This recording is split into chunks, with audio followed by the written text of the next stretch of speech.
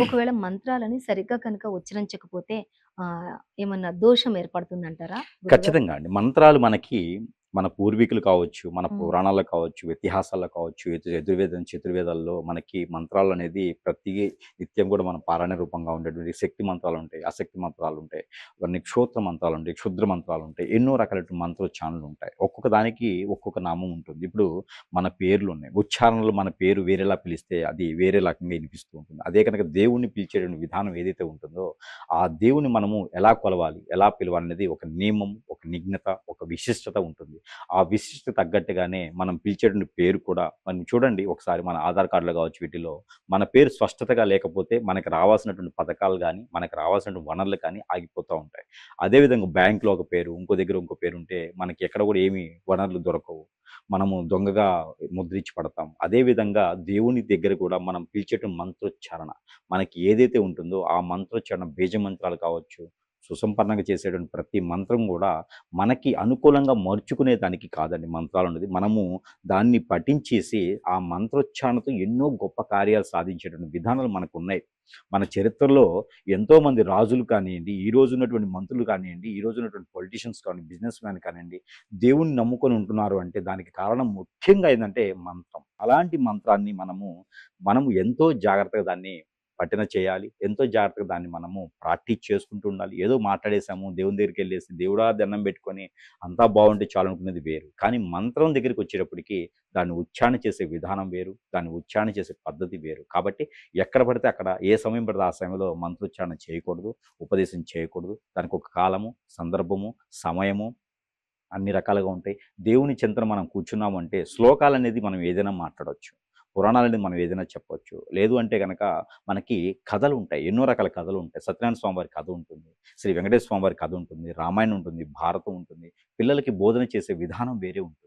అది ఏంటంటే మనకి చరిత్ర అన్నట్టనమాట. కానీ మంత్రోచ్చారణ ఏమవుతదంటే ఒక శక్తిని మనం ఆహ్వానిస్తున్నట్టు. ఆ శక్తి ద్వారా మనము పనులు చేయించుకున్నట్టు. ఆ శక్తి ద్వారా మనకి బాడీలో ఇమ్యూనిటీ పెంచేదానికి దానికి ఆపోజిట్ సైన్ అవుతది. మనకిప్పుడు ఒక డోలో టాబ్లెట్ వేసుకున్నామంటే 500 ఎంజీ వరకు మనం బరాయించగలుగుతాం. దానికి మించిన టాబ్లెట్ మనం వేసుకున్నామంటే దానికి తగ్గట్టుగా ప్రికాషన్స్ అయితే ఖచ్చితంగా మనం తీసుకోవాలి. అలానే మంత్రోచ్చారణ చేసేటువంటి సమయము, సందర్భము, ఆచరణ, దానికి తగ్గటువంటి నియమము అన్నీ కూడా ఖచ్చితంగా పాటించాలి. ఇప్పుడు ఎందుకు చూడండి గాయత్రి మంత్రం ఉంటుంది. సంధ్యావందనం ఉంటుంది. ఇవన్నీ కూడా సంధ్యావందనం అంటే మనం సాయం సంధ్య వేళలో చేసుకునేటువంటి సంధ్యావందనం. ఎంత జాగ్రత్తగా పుణ్యహూతంతో చేయాల్సినటువంటి సంధ్యావందనాన్ని మనం ఎప్పుడో మధ్యాహ్నం సమయంలో నాకు కుదురుతుందండి చేసేస్తాను అంటే అది అవ్వదండి. ఎప్పుడు ఏదైతే ఉంటుందో దాన్ని కొంతమందికి మాత్రమే భాగిస్తారు అందుకొని. మీరు ఇదే చేయండి, మీకు ఇదే సాధ్యం అని చేస్తారు. సూర్య నమస్కారాలు ఉదయాన్నే చేయాలి, సాయంత్రం చేయకూడదు. అలానే సంధ్యావందనం సంధ్య వేళలో చేయాలి. అలానే బ్రాహ్మీ ముహూర్తం అని ఉంటుంది. అలానే అభిజిత్ లగ్నం అని ఉంటుంది. ఇయెందుకు ఉంటున్నాయి? ఎందుకు పాటించారు అంటే ఆ సమయంలో చేసేటువంటి కార్యాచరణ, ఆ సమయంలో నిర్వర్తించేటువంటి పనులన్నీ కూడా అదే సమయం చేయాలి కాబట్టి. అలానే మనకిప్పుడు దుర్ముహూర్తం ఉంటుంది. రాహుకాలం ఉంటుంది. ఇవన్నీ ఎందుకున్నాయంటే, ఆ రాహుకాలంలో కొన్ని కార్యక్రమాలు చేయకూడదని. అంటే చిన్న చిన్న కార్యక్రమాలకే మనం ఇంత ఆలోచిస్తున్నాము.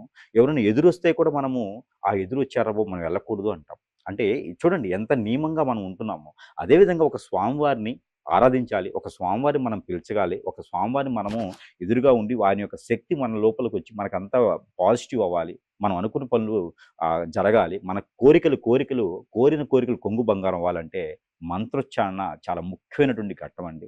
అలాంటి మంత్రోచ్చారణ మనము ఏదో మాట్లాడేసాము, తప్పులు పోయినాయంటే అలా మాట్లాడకూడదు. గాయత్రి మంత్రంలో తప్పులు పోకూడదు.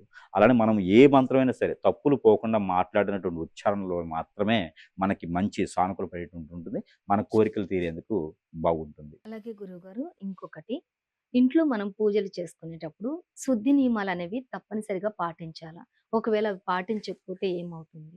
ప్రతిరోజు కూడా హోటల్‌లోనో, ఇంట్లోనో కుదిరితే మీకు అనుకూలంగా ఉన్న దగ్గర మనం భోజనం చేస్తూ ఉంటాం.